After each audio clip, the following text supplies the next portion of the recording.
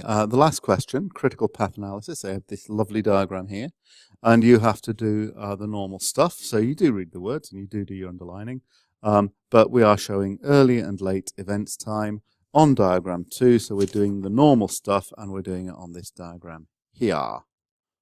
But as with Dijkstra's, this was where some of you are just embarrassingly bad, I'm afraid. There's no other words for it. Okay, I think you all understood the algorithm. This dummy here has not shown up very well. And of course, it is the dummies that make things difficult. Yeah, but you start from, on the forward pass, you always have a naught here. Okay, and then for each new box, okay, if there's only one thing feeding into it, like this one, well, it's going to be your 0 plus your 4 is going to be 4. So most of you got that one right. Okay. When there's more than one thing feeding into it, like here, okay, there's a 0 from, there's a 2 from this 0, but don't forget the dummy. So this dummy from C, I've got to have 3 plus 0 gives 3. I've got to have 2 here. Well, I'm not actually ready to start E until both of these are completed. So I take the higher one. So it's the 3 beats the 2. So this is going to be a 3 here. Okay. In this one here, there's only one thing feeding into this. So this is going to be a 3. So you carefully work forwards. Whenever there's more than one thing feeding into a box, then you make sure you consider both roots, including the dummy root, and you choose the higher number. It's not that difficult. You get 1 mark if your numbers just vaguely seem to get bigger as you go across the page. So everyone gets that mark. Hardly any of you lot got full marks for getting all of these numbers right. So make sure you can do it correctly on this one. Okay, so go away and do this question now. Get hold of another copy of the diagram or make one and do it now. I'm going to show you the answer, okay? But you pause the video and then go forward a bit when you've got an answer to check, okay? So the answer is going to appear in 3, 2, 1. Okay, and here are all the forward pass numbers. I'll put a couple of backward pass ones on as well by accident. Okay, so if you didn't get these numbers, you have done something wrong. So you need to reflect on this till you know exactly why it's going wrong. Okay, then for the backward pass, the start and the end, but we start from the end. So these numbers always match. You know this is always going to have a naught. You can put that in before you start, but you shouldn't. Okay. And then on the backward pass, then anything that just feeds into one activity is easy. So L takes 6, it's got to be finished by 22. So 22 minus 6 is 16, so that one's easy.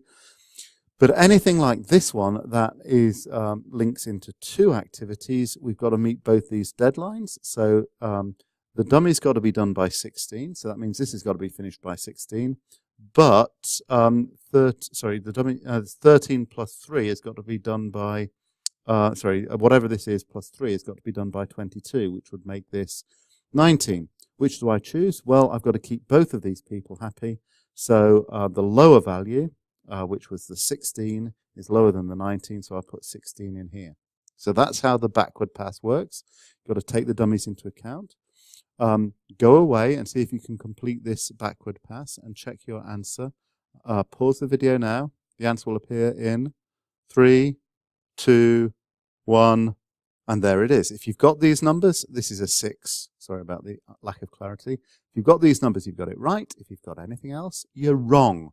Keep practicing till you can get these numbers. Now, the next thing you had to do was the critical activities. Okay, so you do that by looking here. You can work out the float for every activity, or you can just spot the ones with 0 float. You know that you're interested maybe in places where we see the same number twice, okay? But not everything between those points is necessarily critical. You actually have to look at the numbers themselves. So for example, can we find an example of something non-critical? Yes, is B critical? Well, this has got to, okay, be finished by 3, and it could start at 0. So is that critical? No, because 0 plus 2 actually isn't the deadline of 3. So not everything joining to paired values is critical. Make sure you just select the critical ones. And then you have to draw a cascade Gantt chart for it. Now, unfortunately, if you completely mucked up the network, examiners are very lazy. They don't like cross-checking against wrong answers. So if you've got a wrong Gantt chart because you did the network wrong, you're not going to get many marks here, if any at all. So get your network straight and then do the Gantt chart.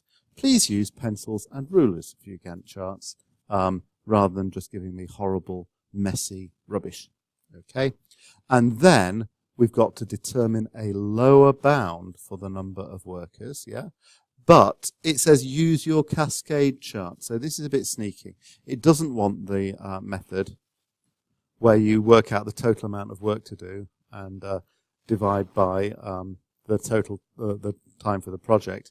We're using the cascade chart. We're using the Gantt chart. So we're finding, okay, we're looking for times when we're going to need lots of workers. So you need to think about what tasks are necessarily going on a particular day, okay? So your justification will say, hey, look, on this particular day, I must be having these particular tasks going on. And the number of tasks will give you the lower bound for the number of workers. So I hope that helps.